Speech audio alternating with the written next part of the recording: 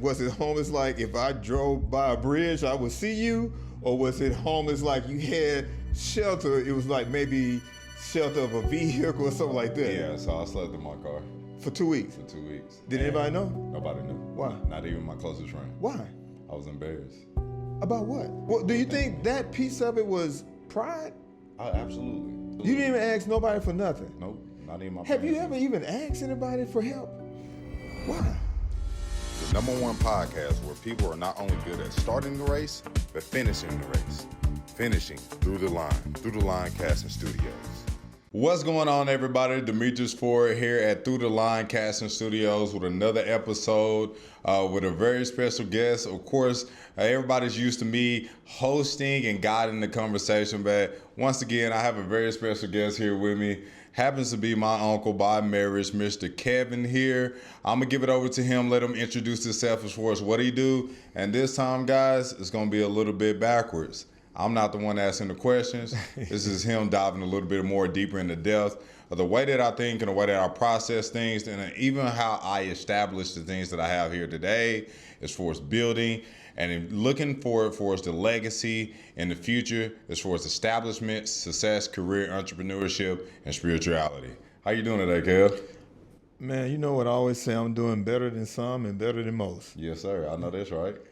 You know, before we dive into who Demetris Ford is, for those of you who may not know who I am, like Demetris said, I'm Kevin D. Williams, world-class certified speaking coach. But today, you're going to have the opportunity to know who Demetris Ford is. I know a lot of you see his accomplishments, you've seen his accolades, but today you're going to get the story, because most of us always see the glory, but we never understood the story. And so we're going to talk about your story, Demetris. And so before the accomplishments of your favorite roofer, before, having your own podcast studio, who was Demetris Ford before all of that? Well, I mean, I was just of course, another, I wouldn't necessarily say Joe Blow, but I was a country fellow, man, from a small town called Bearden, Arkansas. Bearden, Arkansas, man, home of the Bears, Bearden Bears, man. And, man, that's where my dad had raised us at, in the home that we had. Population, man, you're talking about roughly 250 people. No grocery store, main grocery stores, no fast food restaurants. Man, just one stoplight pass through town. I'm talking about you can literally drive right through it, not even 5 minutes. And be out of there. So it's one stoplight. Of course, within every small town, you got railroad tracks. So you got the railroad tracks, you got a stoplight, and you're driving right through. Then you go straight back into the woods. So, man, who I was and who I still am to the core is just somebody who never really had much.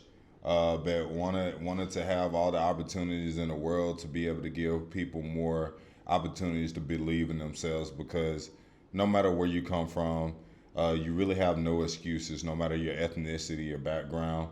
I feel like everybody can truly be a breakout and do and accomplish anything that they want to do in life. So, man, just a small country fellow that just had a dream, had a purpose, that wanted to inspire to be more and to be able to reach out and touch more people.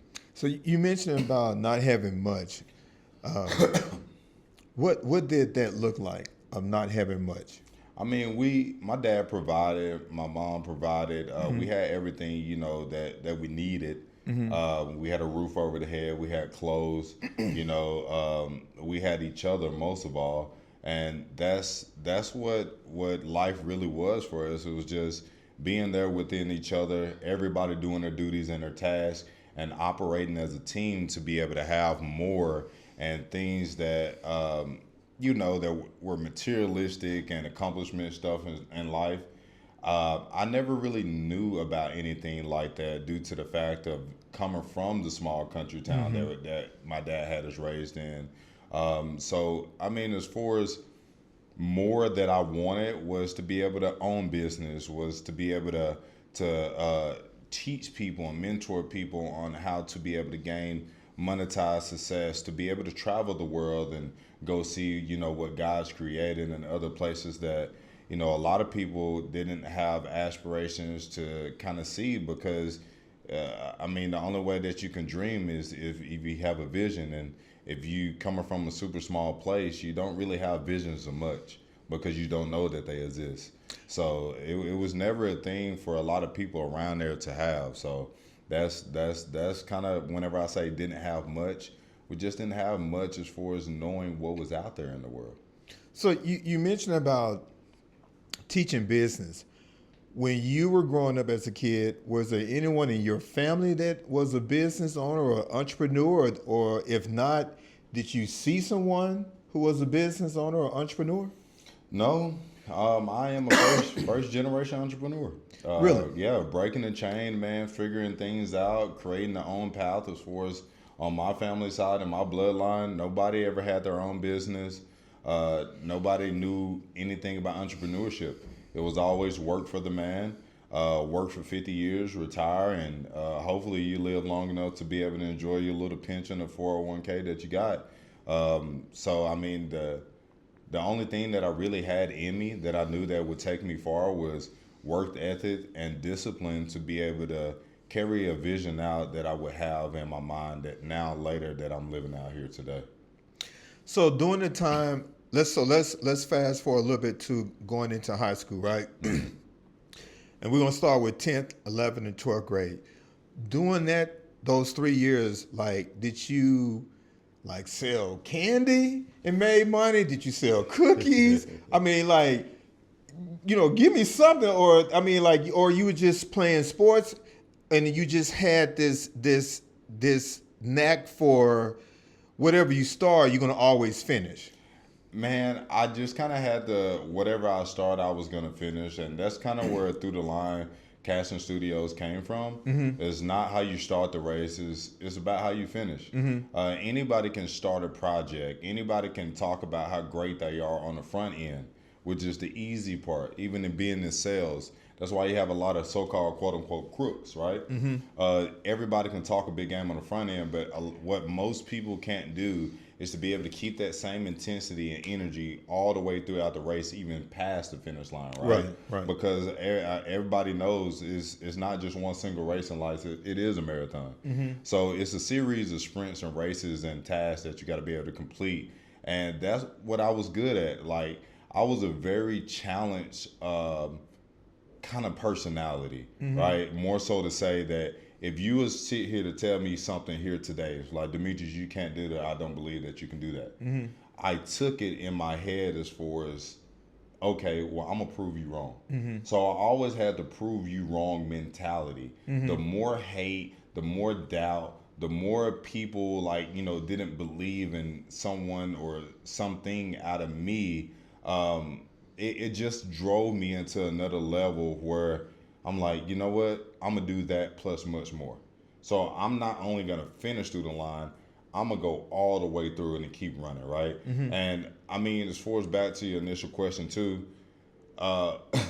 my dad and mom didn't believe in allowances. So they was like, okay, well, everybody was getting like 10, 15, 20 bucks on a weekly basis, to kind of, get the things and snacks and stuff that they want at school or from the store. Mm-hmm. Our parents didn't believe in that. And I did. I used to get a bag of chips with me and my buddy that my parents adopted, mm-hmm. and we used to take 3 to 4 bags of chips to school. One handful was 25 cents. 2 handfuls was 50 cents. Mm. So the need and the knack to always be able to hustle, mm-hmm. and to attain financial income, that was always in me. Okay, so I'm going to take it that you played. To look at you, you just retired from the NFL. But I don't. Did you go to the NFL? I did get drafted in 2017. Really? Yeah. Yep. So who drafted you? Los Angeles Rams, late 6th round. Okay. Yes, sir. So obviously you played football, mm-hmm. and you did that 10th, 11th, and 12th. I played football. My dad didn't let me play Pee Wee football, so I started in the 7th grade. All right. And I begged them all the time. I just like the way that everybody looked and like the equipment, you know. And whenever I got out there, I wanted to look cool, you know. I wanted to hear the pads clacking. I wanted to hit somebody, but I didn't want to get hit. So when I figured out playing football, watching my brothers play before I was able to play football because they're 2 and 4 years older than me, I used to go to games like, man, this is so awesome. Like, I want to do it. And I used to always dress up in the past, and my dad would like bring home, let me dress up and like look at myself in the mirror. But when I got out there the first time in the 7th grade, man, like, I was scared. Really? I did not want contact. So I used to get out the way, ball coming right to you in the middle. My dad like, run right here, my son. And at this time, of course, 7th grade, you got the coaches on the field with you. So he telling other coaches, run right through the A-gap, no blockers, just a running back. And my son, I was playing middle linebacker. And man, whenever I tell you, I used to Olay so hard. I used to act like I tripped and fell just so I wouldn't have to have contact. Really? Yeah. Wow. And man, I just didn't have it in me. And the moment that I figured out that I had the dog in me was, you know, I was kind of frustrated at the house, you know, getting butt whippers and stuff. So I just kind of wanted to take that out on somebody. I couldn't take it out on my parents, of course. So you football was the best sport, huh? Football was my alleyway out of fighting and being able to take the anger I had out on my parents, on other people. So did you ever get in trouble while you was in high school? I got in trouble one time publicly. What happened? We was knocking mailboxes over with baseball bats. Really? And we got arrested on the back roads, on the farm roads. Okay. I was in the 11th grade. And me and a couple buddies was hanging out for his birthday party. And, man, we're just being kids, being stupid. What was the lesson learned from that? Don't hit mailboxes. Okay. Okay. All right. Man, dude, when I tell you it was the most strenuous punishment that I've ever received from my dad. So, you know, my dad's ex-military. He brought back a couple of tactics. I don't encourage anybody. He's going to probably hate me for here saying this on camera. But it's a thing called micromanagement punishment. So he tells me when to wake up. He tells me what clothes to wear. He tells me when to shower. He tells me whenever I can use the bathroom.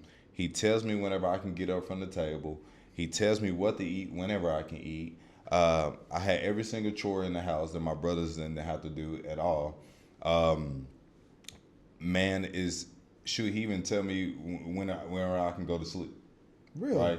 Right? Even whenever like they went out on vacation and stuff, like he would sit there and make me sit at the table the whole time. So nothing in my life I had control of. He stripped me of basically being a human. And what did that do to you mentally? On the negative end, it really messed me up because like as a kid, of course, hearing people run past your house, knocking on your door, begging your parents for you to be able to come outside and like hang out and things like that, man, I feel like that it took a lot of being a child out of me at that time. And which on the positive end, it catapulted me into growing it up and learning the core values of how I even established and built my company, which was handle business first, right? Playing, hearing everybody out playing, seeing everybody outside of the window playing.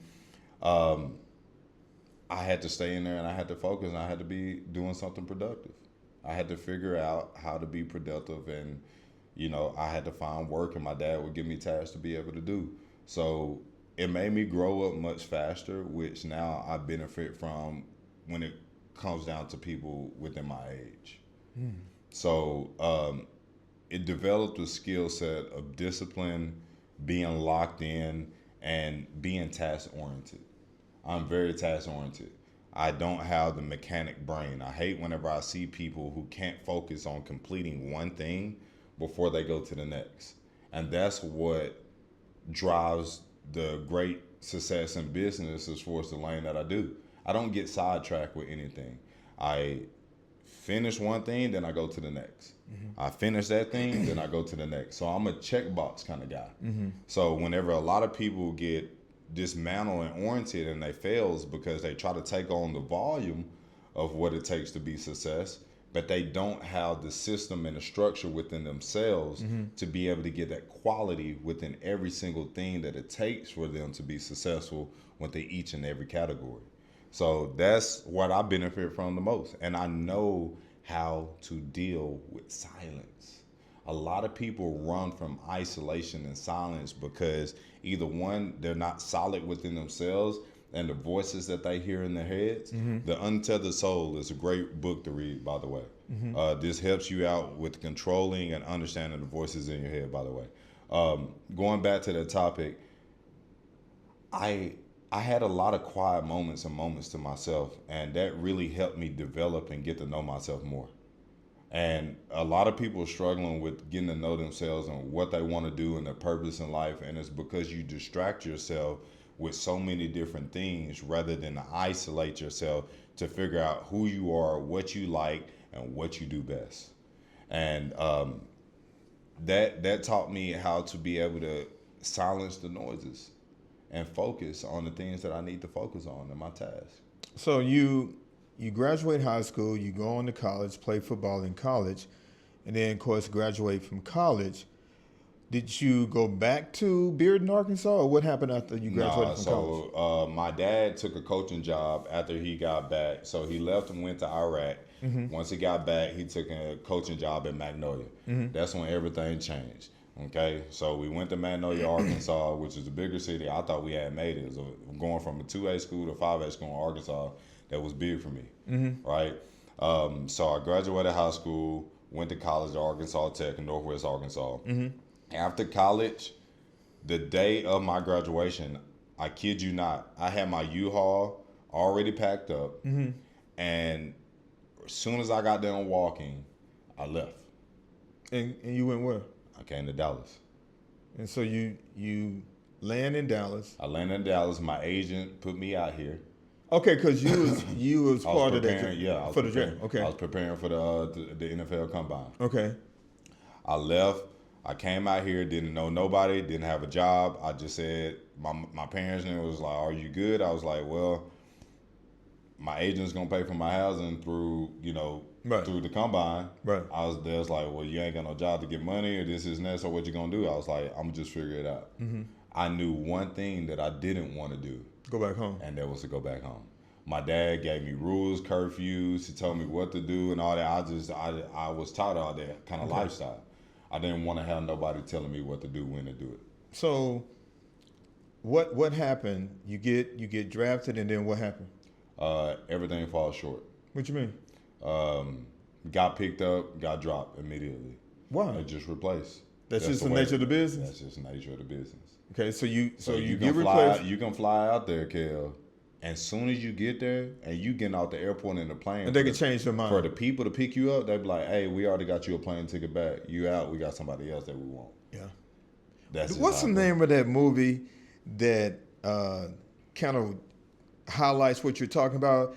Was it Tom Cruise play? Was it Moneyball? I can't remember, but people they will recruit people for baseball, and then next day if they lose a game, shipping them out. Yep. Yeah. It's cutthroat, man. You got to understand it's a lot of money within professional sports. Yeah. And the reason that there's a lot of money within professional sports because it is a legal gambling organization. Yeah. I mean, you're risking, you're betting on people to be able to build and win money that you're investing back. So you got outside sources that are invested into that too. Silent investors, there's so much money going in on that. Man, it's much more than what people think it is. So they give you a ticket to come back. You come back. What happened? Come back. I tried applying using my college degree. I got a Bachelor of Science in Emergency Management and a minor in psychology. And I applied for FEMA. I was like, okay, cool. Well, I'm in Texas already. Yeah. I'll just go to Denton. I'll apply. I'll get a full-time job. I'll be good. I have great benefits. Life's great, right? I work for it. I applied. They said, you have no experience. I was like, I'm a collegiate athlete with a 3.5 plus GPA. They didn't care. I pledged, and I'm in a fraternity. I'm active. I do community We don't service. care. What that got to do with us? They don't care. So, what did I do? What'd you do? Hurricane Harvey and Irma hit. FEMA was needing contractors and people Oh, to so go you got on with them like that. I got on as a 1099 contractor. Okay. Temp. Self-employed. Self-employed, Yeah. temp. Okay. Went out there, worked my butt off. I went to Houston, stayed for 2 months. Then I went to Miami and stayed for 4 months. How much you make during that time you think? Man, that was my first time ever touching real money like that. Within 6 months, off FEMA, I probably made about north of 80. I probably made about 82 grand. Okay. Now, that's over with. What happened? That got over with. I came back and I started working in the nightlife, bouncing. Of course, any ex-athlete do. Oh, you was a bouncer? I was a bouncer. I opened Bottle Blonde and Stars and Spears downtown. So, Really? Yeah, I was part of the original crew that helped open that club. Okay. So, man, I was in security management. I bounced. I organized teams and strategies, of course, because I knew like exit route, evacuation routes, fire stuff, emergency management stuff. And I was working for a moving company during the daytime, so I doubled up. Dang. I doubled up. I was working all day, moving stuff in the heat, and then I was going to go work out, and then from the gym, I'll take a 2-hour nap, and then I'll go work all night until 4 o'clock in the morning. Okay. And then I would get ready, shower, and I'll go straight to working for the moving company at 5 o'clock in the morning. So how long did that last before your body couldn't take that no more? It lasts for every bit of 5 months. And what happened? After that, I started my own moving company. Okay. You started your own moving company and I started my own Okay. moving company, and I started personal training. all right. And so how long did that last? That lasted for every bit of a year. Okay. Well, we're progressing Yeah, here from we- 5 months. So what happened within that year? I just made every single excuse of why my business wasn't working and wasn't going to be successful. And Even though you had this discipline, Yeah. you were still talking to yourself, I was still telling myself that because of my color, I couldn't be successful. really? Mental handicap, hereditary handicap things. I was like, man, people not giving me a shot because I'm black and this and that. So typical black guy, like, hey, you failing in life, you looking to point the finger to blaming somebody else. So from there, I went and got on at JP Morgan. Okay. And then how long you worked there? I worked there for 365 days on the dot. 12 months. I hated it. Why? I felt like a caged animal. My spirit was too bright for a corporate environment. I mean, but what were they doing to you for you to hate it? I was in HR every day. I used to get complaints on, oh, he says good morning too loud. I'm scared. His voice is too deep. Like, I'm telling you. No, I don't disagree with you. And you know what's crazy? Is when I was growing up as a kid, my relatives used to say, you talk too loud. Yeah, Lower your voice. yeah. Now, can you imagine being a sheriff's deputy in Arkansas, and I'm talking like this? You're under arrest. Yeah, Stop. yeah. Yeah, It's not going to happen. right. So you talking too loud, and then what else happened? You look aggressive. Of course, because I had got into bodybuilding. So what they say about you? What they say you walking up on people Too too? yoked up. People used to part like the Red Sea whenever I used to walk through on the campus. And they called you in the HR for that too. Man, it was just like, hey, man, you got to start learning how to present yourself a little bit more softer. Oh, so they want you to be a wuss, a big wuss. Basically, corporate job guy. Wow. Yeah.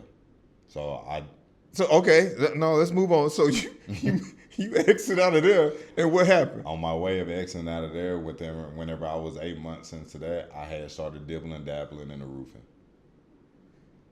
Okay, was there? I mean, I know you like in and out working and stuff like that. Was there ever a moment where you was damn near homeless? I was homeless. What? So walk me through that. My transition from roofing. I mean, from J.P. Morgan to roofing. I had spent up all of my money that I had saved at J.P. Morgan. I remember calling my dad, and I was just Well, it must not have been much. listen, hey man, I was still partying. Okay. Still partying. All right. Okay. So I you was still partying. so it makes sense now, nephew. You were stripped of your childhood. Mm-hmm. Okay. When I say stripped, like this type of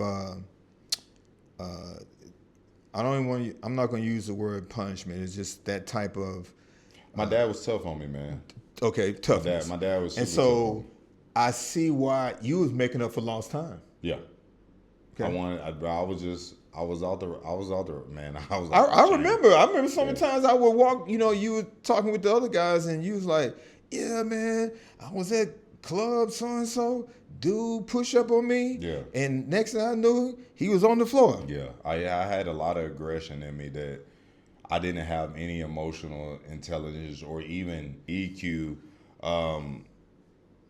to be able to channel like my emotions I had all the way from my childhood, all the way through college, all the way through my career changes as a young man.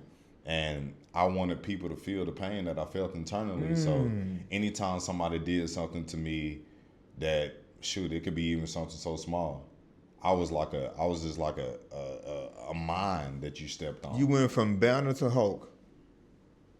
I didn't know how to control my emotions.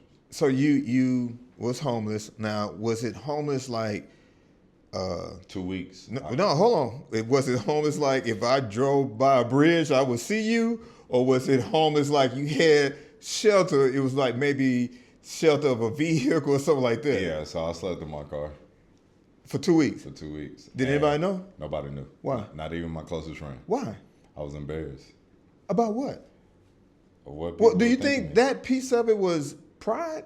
Oh, absolutely. You Absolutely. didn't even ask nobody for nothing. Nope, not even my Have you parents ever knew. even asked anybody for help? Why?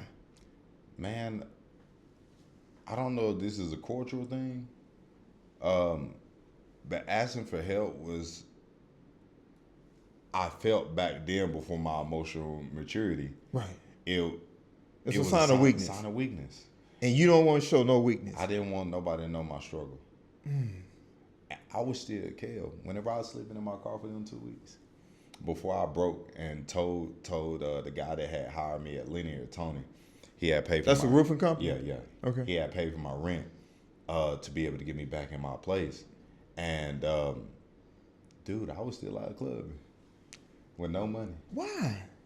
Making up for lost time. making up for lost time. Okay. I was sleeping in my car, dude.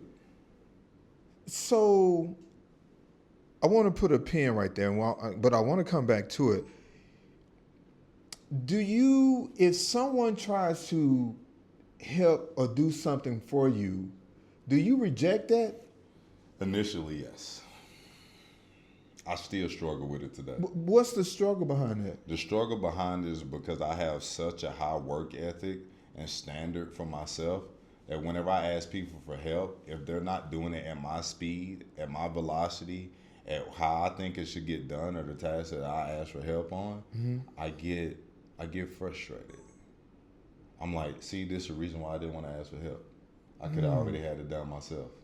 But do you think you can reframe that a different way? You know, a picture in a frame that we don't like can be put in another frame, and we begin to like it. Yeah. It's same picture, just in a different frame. So do you now like reframe things?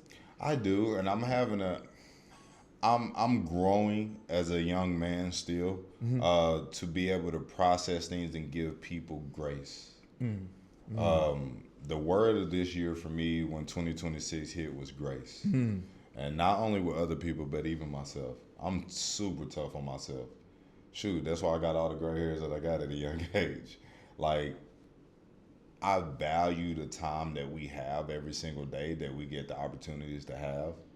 And whenever I see people not taking it every single second of the day serious, I feel disrespected. So I've been trying to give people a lot more grace when it comes to time, because my dad had a talk with me. He was like, man, D, He was like, "You gonna run yourself dry." I was like, "Why?" He was like, "Everybody's not you. They don't think like you. They don't operate like you. They don't see like you. They don't smell like you. They don't hear like you.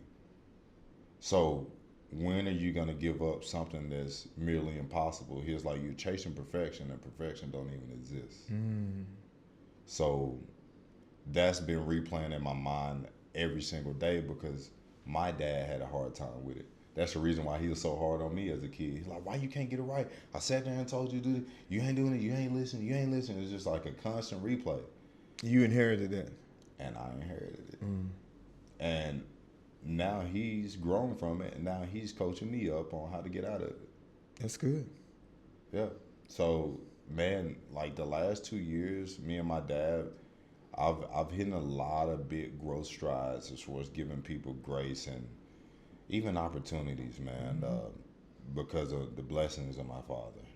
So, look around, it's like, okay, I got all the rough end on the front end, but now growing into men that we both are now we're growing together, and it's an amazing feeling. All right, so I'm take the pen out. You are with this company called, we ain't got to get a name of it. You was with this roofing company. How long were you with them? Now, please tell me you were there more than a year. That was 5 years, as long as job. Oh, wow. So it must have been some things that happened with that company that you saw some potential. Like, what did you see? I saw the growth. It wasn't a corporate feeling, and it was a pack feeling. When I initially had got to the company, it was only a group of 30 guys. I mean, it's still quite a bit, though. But 30 guys is so small in comparison to you're seeing roofing companies now. You got 150 plus guys, sales reps. So I mean, is that a conglomerate of reps? No, that's just sales reps. Oh, really?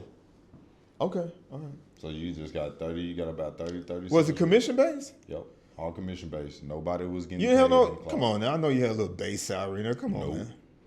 No base salary. You eat what you kill. Really? That's it. So, what did you see when you were with that roofing company? How did you deal with people to get the buy-in? Because were you like, and I may be wrong, but you all door knock, right? Of course. Okay, Yeah. so how? I mean, most people not even open their doors because they have those rings, right? So how did you bypass all that? I sucked at it. I was actually about to quit. Really? Yeah, this was whenever I had lost my apartment. I went 90. It was 90 days. So I got the 90-day rule. I'm like, hey, don't quit something in life if you don't give your maximum amount of effort and attention 90 to days. it in 90 days. Not 30 days. Not 30. Not 60 days. Not 60. You got to give it 90 days. Okay. I will always keep it that number. If you're failing within 3 months of trying to give your all within it, then yeah, you can look yourself in the mirror and be okay with like, hey, I need to make a change. I need to make a career change. Okay. Right? Day 90 hit. Yeah. I'm walking home. I'm walking to my car. We're in Dallas. It wasn't towed. You didn't get it towed or anything. Nah, luckily it was a cash car. Okay. So, man, I'm walking home. I done worked another 13-hour day, door knocking all day. I was pulling 13 hours every single day, 7 days a week. I didn't have nothing else to do, Kev. That's discipline right there. I didn't have nothing else to do. Okay. All I did was go work out and go knock doors. That was all I had to do. I mean, I can go chill with females at night. At 13 hours, how many doors did you knock? Man, I was hitting about 250 average, 300 doors a day. And I was... Man, let me take these glasses off because this... Over. Sucked at Well, I mean, what were you saying to people that they just did not connect with you? I mean, I had my basic script. Let me hear the pitch. I want to hear the pitch. I was like, nah. Hey, how you doing, sir? I'm good. My name's Demetris. What's your name? I mean, go ahead. What you here for? Well, I was just trying to see how you had your roof inspected. I'm doing free Oh, no, we good on that, man. Exactly. Then I'll be like, have a good day. That's what I was taught. I was like, all right, I guess that's it. And Okay. man, like I said, I sucked. Okay. And I really didn't have the training and the coaching because my team lead, he was out trying to provide for his family. Right, and he ain't got time to be fooling with he's you. just like, bro, this area, this is script, y'all go knock. Right. And man, I failed. And then I hear my dad's voice in the back of my head again. It's like, I told you so. And whenever I called him and asked him for help on that rent that day to be able to pay my payment, which is how I got kicked out, he told me no. You think that was the best thing he could have That done was for the you? best thing my dad ever Because did. otherwise he would have been enabling you, huh? He enabled me. I need to be crippled.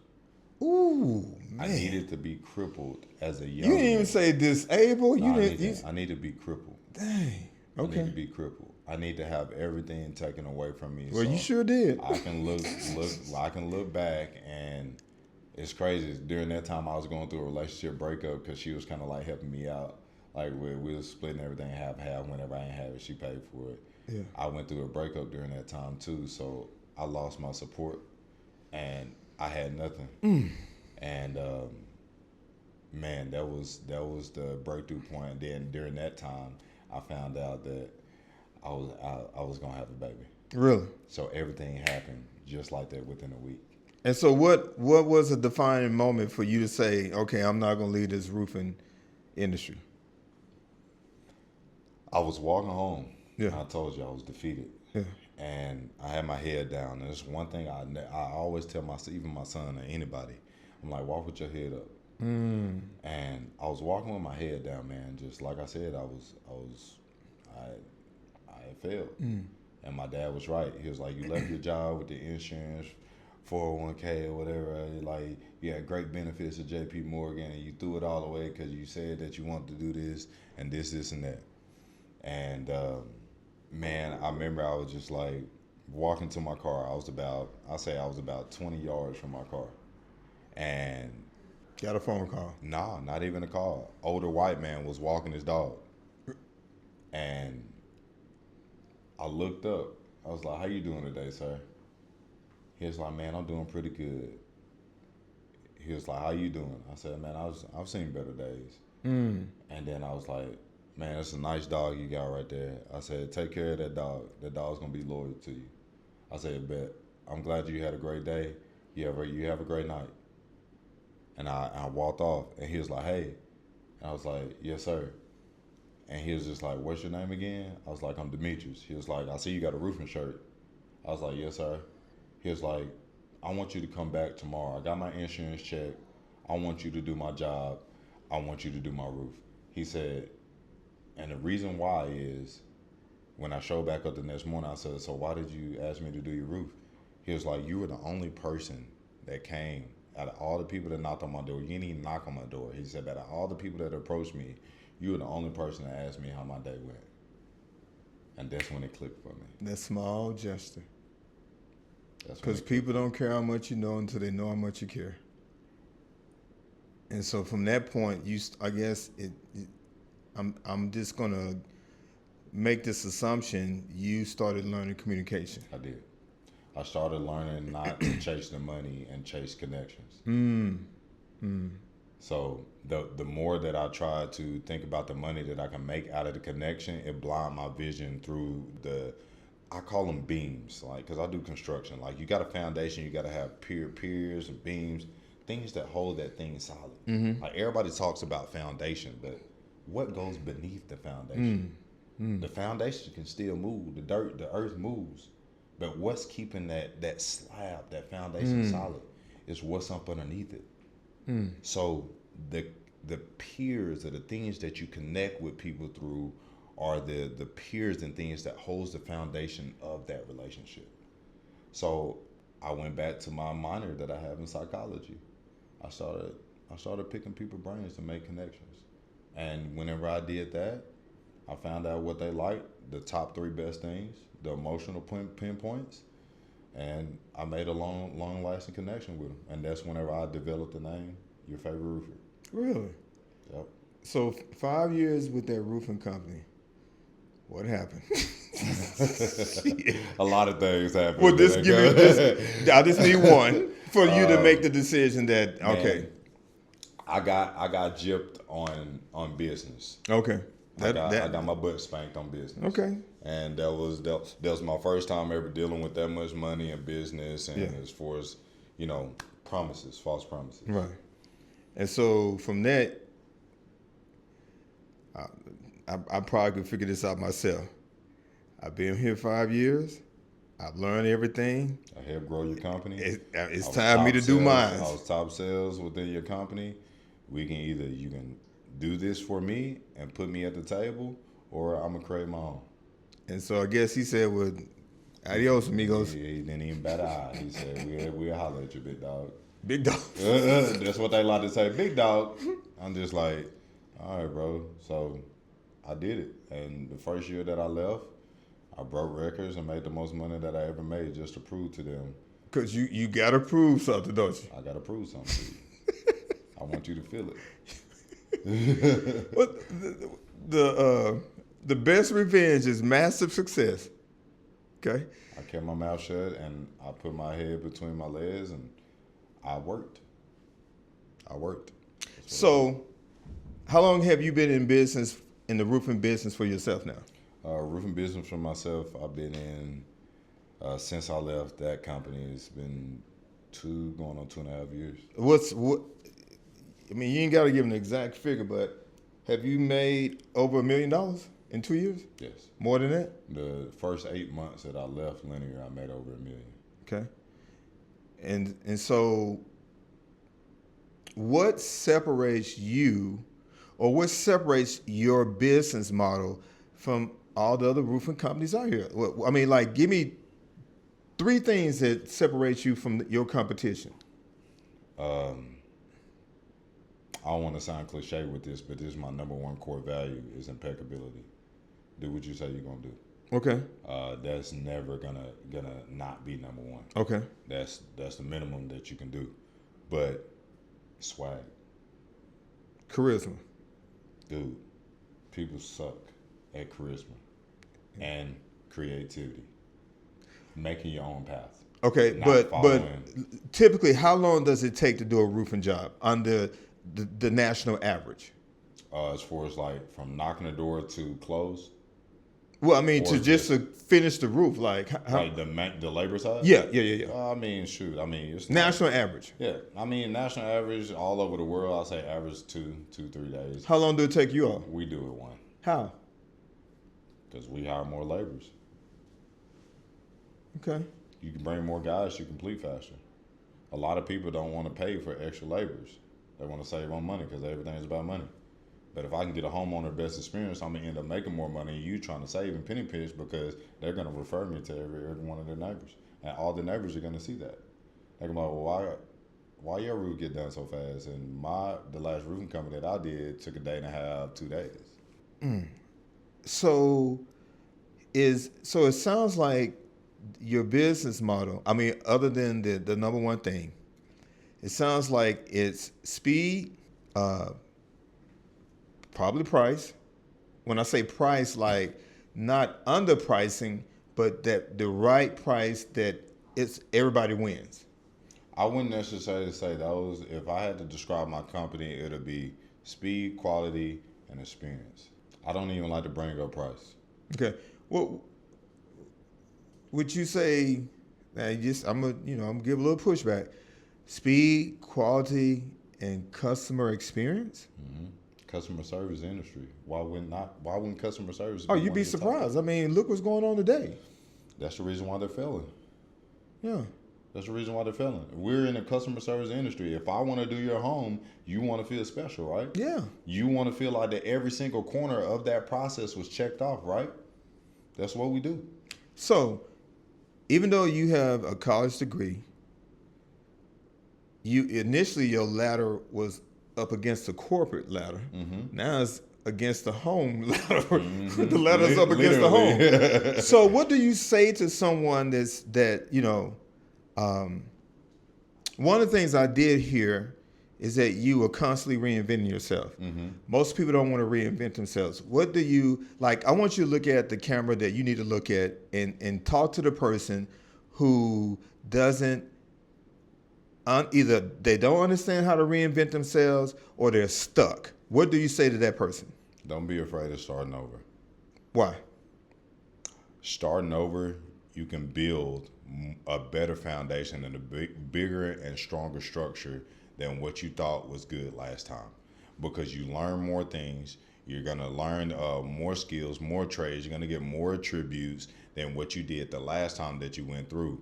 Stop hiding from the pain of growth. Growth is painful. When your bones grow, it's painful. Whenever you're growing into business and entrepreneurship, it's painful. When you're growing in a personal relationship, friendship, whatever it may happen to be, it's painful. Figuring things out and going with the unknown to master a new skill set or attribute will always be painful. But once you do figure it out, you got more value to add to yourself. Now, looking at the same camera, for the person who says, man, Demetris, my degree is in, business, or my degree is in finance, or my degree is in communication. But, it sounds like you've done extremely well. It's not even a sound. You've done extremely well in an industry that I've never even heard of. What do you say to that person? Like, what different avenues that they could take in the same industry that you in, and do something different, but also do something to exceed the traditional revenue?